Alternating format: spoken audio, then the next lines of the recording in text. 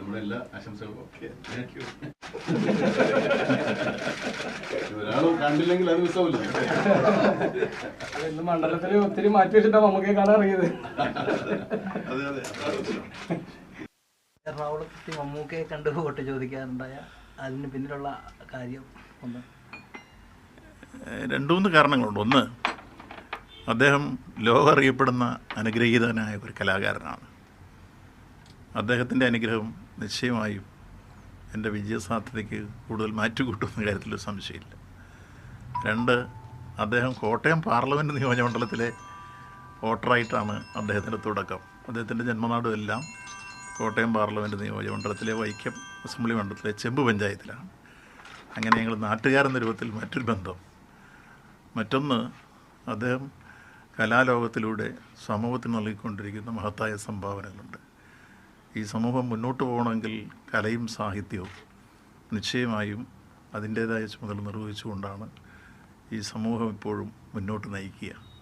അതിലെന്നും അദ്ദേഹം വിലപ്പെട്ട സംഭാവന നൽകിക്കൊണ്ടാണ് ഈ സമൂഹത്തെ മുന്നോട്ട് നയിക്കാൻ കലാലോകത്ത് ഇടപെടുന്നത്.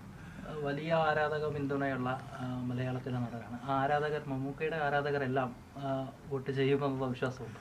എല്ലാവരും വോട്ട് ചെയ്യാൻ പറഞ്ഞു. ആർക്ക് വോട്ട് ചെയ്യണമെന്ന് ഞാൻ പറഞ്ഞിട്ടില്ല. അത് നമ്മളിവിടെ ഇവിടെ ജനാധിപത്യ രാജ്യമായതുകൊണ്ട് നമ്മൾ വോട്ട് ജനാധിപത്യ രീതിയിൽ ഉപയോഗിക്കണം.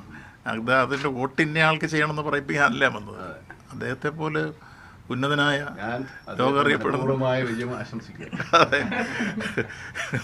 ലോകം അറിയപ്പെടുന്ന അനുഗ്രഹീതനായ ഒരു കലാകാരൻ്റെ ഒരു സാമീപ്യവും അനുഗ്രഹവും ഞാൻ മനസ്സുകൊണ്ട് ധന്യനാണ്. അത് പ്രവർത്തന രംഗത്ത് ഒരു ഇന്ധനമായി തന്നെ മാറിത്തീരുന്ന കാര്യത്തിൽ സംശയമില്ല. എന്നോട് ചോദിക്കാനൊന്നുമില്ല. പുള്ളി ഒരു വോട്ട് ചോദിച്ചിട്ടില്ല. എറണാകുളം മണ്ഡലത്തിലെ ഒരുവിധപ്പെട്ട സ്ഥാനാർത്ഥികളെല്ലാം സന്ദർശനം നടത്തി കഴിഞ്ഞു. കോട്ടയം മണ്ഡലത്തിൽ നിന്ന് കൂടി ഒരു സ്ഥാനാർത്ഥി വന്നിരിക്കുകയാണ്.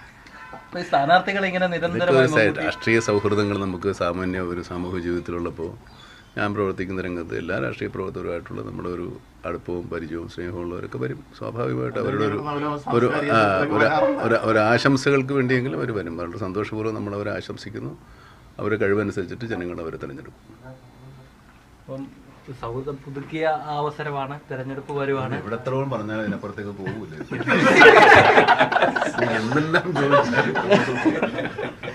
നമുക്ക് ഇപ്പം വോട്ട് ചെയ്യാൻ തയ്യാറാകണം.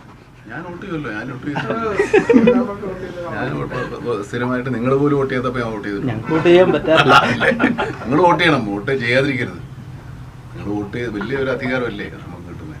നിങ്ങൾ ഈ പറയുന്ന പോലെ കാര്യങ്ങൾ, നിങ്ങൾ പറയുന്ന കാര്യങ്ങളിൽ നിങ്ങളുടെ നിലപാടുകൾ ബോധ്യപ്പെടുത്തണമെന്ന് നിങ്ങൾ വോട്ട് ചെയ്യണം. നമ്മളിപ്പോൾ ഒരു എന്താ പറയുക, ജനാധിപത്യ വിശ്വാസികളും ജനാധിപത്യ രാജ്യത്ത് ജീവിക്കുമ്പോഴും സ്വാഭാവികമായിട്ടുള്ള നമുക്ക് വേണ്ടിയാണ് നമ്മളൊരാളെ തിരഞ്ഞെടുക്കുന്നത്.